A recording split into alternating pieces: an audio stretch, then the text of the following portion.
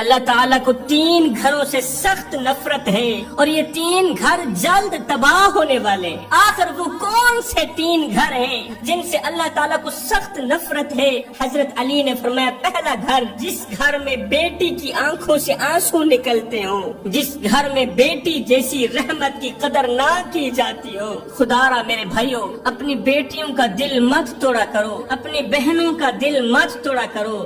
جب یہ روتی ہے نا تو اللہ ان کے آنسوں کے بدلے گھر میں سے رحمت اور برکت کو اٹھا لیتا ہے، ہمیشہ کے لیے رحمت اور برکت ایسے گھر کے لیے ختم کر دیتا ہے۔ بھائی جب بیٹی شادی کر کے اپنے باپ کے گھر سے رخصت ہوتی ہے تو وہ 2 چیزیں بھی اپنے ساتھ لے کر جاتی ہے۔ وہ کون سی 2 چیزیں ہوتی ہیں؟ نمبر 1، باپ کے گھر کی رونق بھی ساتھ لے کر جاتی ہے، خوشیاں بھی ساتھ لے کر جاتی ہے، رونقیں بھی ساتھ لے کر جاتی ہے۔ نمبر 2، باپ کی پیاری سی بیٹی کے ناز و نخرے بھی ساتھ لے کر جاتی ہے۔ کسی نے کہا تھا بیٹی تو بوجھ ہوتی ہے، شکر ہے خدا نے مجھے بیٹی عطا نہیں کی۔ بیٹی تو بوجھ ہوتی ہے، شکر ہے خدا نے مجھے بیٹی عطا نہیں کی۔ تو کسی عقل مند نے جواب دیا بیٹی تو اللہ تعالیٰ اسے عطا کرتا ہے جو بیٹی پالنے کی حیثیت رکھتا ہے، اور ندان اللہ تعالیٰ جس گھر کو پسند کرتا ہے بیٹی جیسی رحمت تو اسی گھر کو عطا کرتا ہے۔ اللہ جس گھر کو پسند کرنا چاہتا ہے نا اس گھر میں بیٹی جیسی رحمت بھیج دیتا ہے۔ اب بات کرتے ہیں وہ کون سے 3 گھر ہیں جن گھروں سے اللہ تعالیٰ کو سخت نفرت ہے۔ نمبر 1، جس گھر کے اندر بیٹی کی آنکھوں سے آنسو نکلتے ہوں۔ نمبر 2،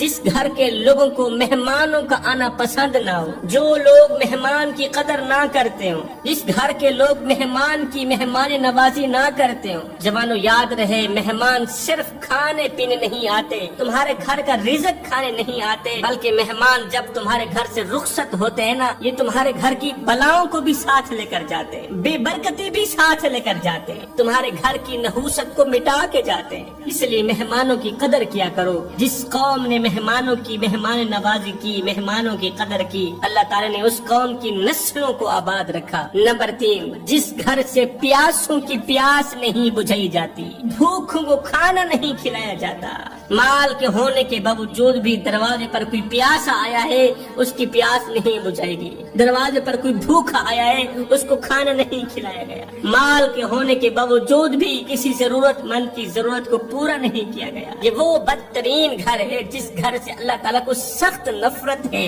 تم نے اس طوائف کا قصہ نہیں سنا جو ساری زندگی ناچتی رہی، گناہوں پر گناہ کرتی رہی، جب وہ مری تھی تو قبر سے سیدھا جنت میں گئی تھی۔